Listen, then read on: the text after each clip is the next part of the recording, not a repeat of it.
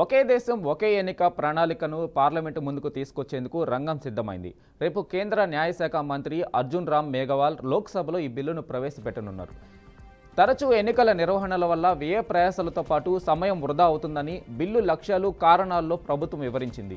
జమిలీ ఎన్నికల వల్ల ప్రజాధనం సమయం ఆదా అవుతుందని పేర్కొంది. పదే పదే ఎన్నికల ప్రవర్తన నిబంధనలను అమలు చేయాల్సిన అవసరం ఉండదు కనుక అభివృద్ధి పనులు నిరాటకంగా జరుగుతాయంది. ఎన్నికల విధులకు మానవ వనరుల వినియోగం తగ్గి ప్రభుత్వ ఉద్యోగుల సేవలు మరింతగా అందుబాటులోకి వస్తాయని తెలిపింది. ఈ కారణాల వల్ల రీత్యా జమిలీ ఎన్నికల నిర్వహణ దేశానికి ఎంతో అవసరమని బిల్లులో అభిప్రాయపడింది. లోక్సభ, అసెంబ్లీ ఎన్నికలతో పాటు స్థానిక సంస్థల ఎన్నికలను నిర్వహించాలని మాజీ రాష్ట్రపతి రామ్నాథ్ కోవింద్ ఆధ్వర్యంలోని కమిటీ ప్రభుత్వానికి సిఫార్సు చేసింది. స్థానిక సంస్థల ఎన్నికల విషయాన్ని ప్రస్తుతానికి పక్కన పెట్టిన కేంద్ర మంత్రిమండలి లోక్సభ, అసెంబ్లీ ఎన్నికల కోసం రూపొందించిన 2 బిల్లులకు ఈ నెల 12న ఆమోదం తెలిపింది.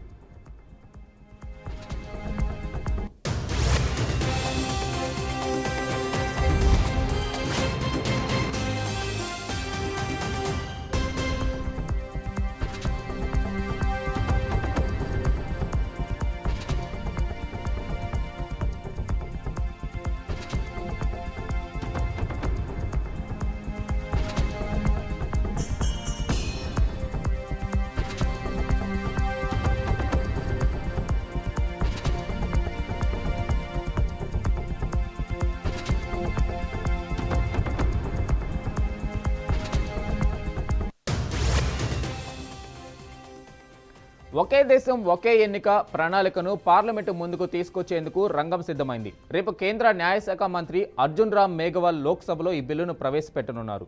తరచూ ఎన్నికల నిర్వహణల వల్ల వ్యయ ప్రయాసాలతో పాటు సమయం వృధా అవుతుందని బిల్లు లక్ష్యాలు కారణాల్లో ప్రభుత్వం వివరించింది. జమిలీ ఎన్నికల వల్ల ప్రజాధనం సమయం ఆదా అవుతుందని పేర్కొంది. పదే పదే ఎన్నికల ప్రవర్తన నిబంధనలను అమలు చేయాల్సిన అవసరం ఉండదు కనుక అభివృద్ధి పనులు నిరాటకంగా జరుగుతాయంది.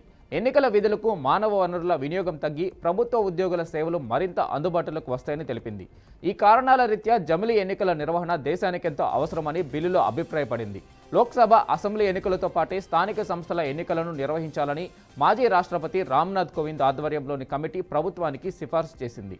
స్థానిక సంస్థల ఎన్నికల విషయాన్ని ప్రస్తుతానికి పక్కన పెట్టిన కేంద్ర మంత్రిమండలి లోక్సభ, అసెంబ్లీ ఎన్నికల కోసం రూపొందించిన 2 బిల్లులకు ఈ నెల 12న ఆమోదం తెలిపింది.